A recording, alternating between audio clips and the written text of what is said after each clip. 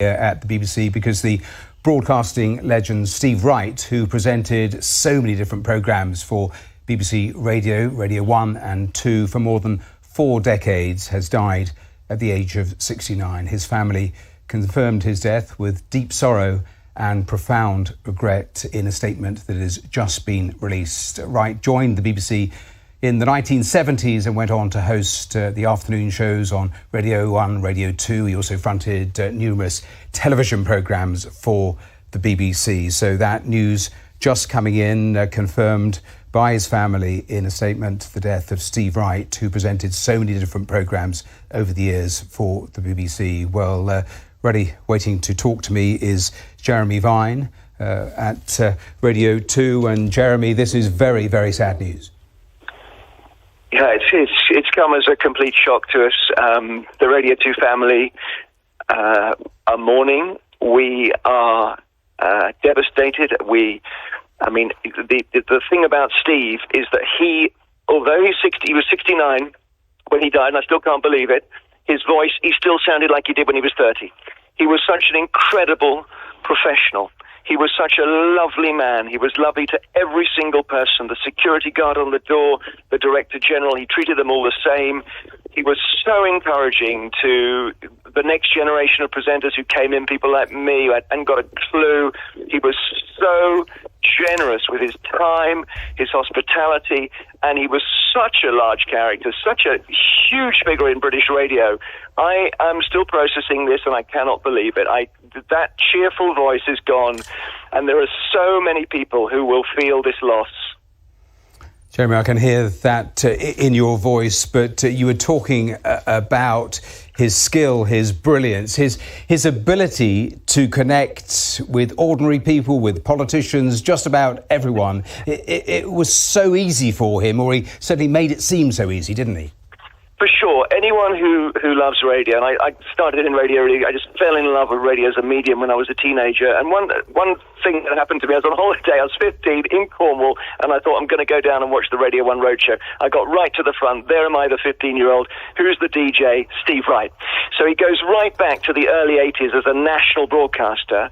And until really only just about a year ago, this is the incredible thing, Matthew, he was doing a daily show that was 3 hours long, and he'd done it for years and years and years, for 40 years or more. And by the way, our broadcasting studio is called Wogan House for obvious reasons, and we're being moved out this week. So I went, and I'm the last show to leave, and after my show today at 2 o'clock, I knew about this news, and I went through to what had been Steve's studio, and the sadness of this space that he inhabited for close 18, 19 years, I think, in this one building, this one room. All the stuff's been stripped out. You stand there looking and you think, it's almost too much to bear that he's gone as well. And he had a particular way of doing the show. It was the big show. It was serious jockeying. It was Ask Elvis. It was 3 hours of relentless energy, and he would come in at 9, 10 in the morning and leave at 5:30 every single day, 5 days a week, and all of us, maybe just a bit younger than him, would just watch in wonder at what he did. But I do come back to this thing. He was so beautiful as a friend and as a gentle man. He was such a lovely man. He would spend time every single day I was on the air. He would pop into my studio at 5 to 2 just before I came off and say, "Oh, I love your show today," and then he'd come off the back of the news and make some joke about it.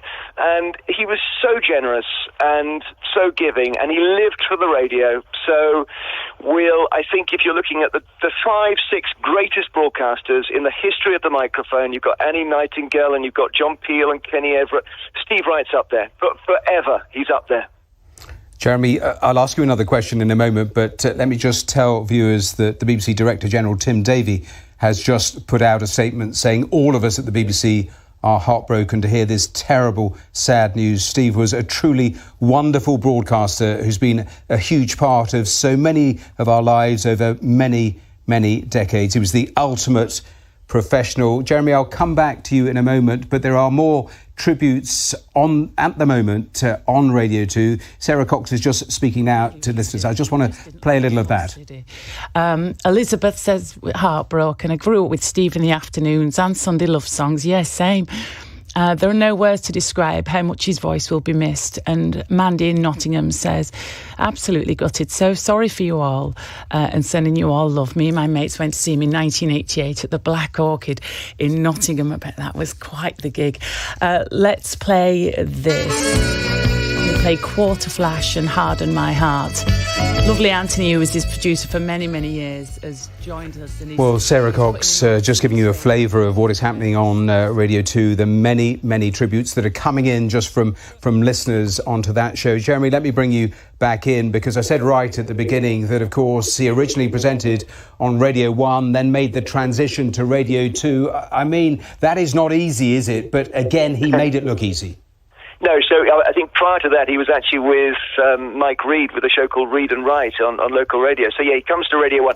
And I just remember his breakthrough on Radio 1 was sensational, because he was the only person who in daytime, and bear in mind he was the second generation, so Tony Blackburn had launched the station, Steve Wright then came on with others in the early 80s, and he was the only one who packed an incredible amount of production into his 2-3 hours a day in weekdays.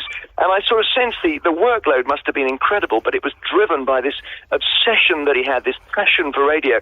And when I tried to find out, because I was kind of a massive fan of his, what exactly was behind it, people would say he would, in every spare moment, he would fly to America and drive around America, listening to different American radio stations to get ideas. When he came to Radio 2 in the 90s, he changed up on the voices of, Mr. Angry and all that he'd been known for on Radio 1. And he presented a different kind of show that was much more durable, in the sense that he could do 3 hours a day for as long as he did. But yeah, that was... The move of Steve Wright to Radio 2 was a huge move in turning the page of the station under a controller called Jim Moyer, who felt that he was sending a signal about what Radio 2 was going to be in the years to come. So he's an absolute linchpin of Radio 2 and of Radio 1 and of the whole of British radio. And there won't be a radio addict anywhere in the country who doesn't love the name Steve Wright.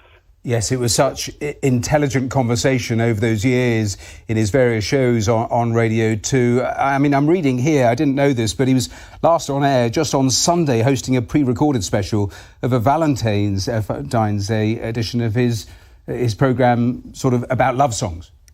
Well, yeah, Sunday Love Songs was a big part of Steve's life, and once he stopped doing his daily show, he was concentrating on that and Sounds of the 60s and other things as well. I think he was actually taking a bit of time to just step back from this relentless schedule that he had.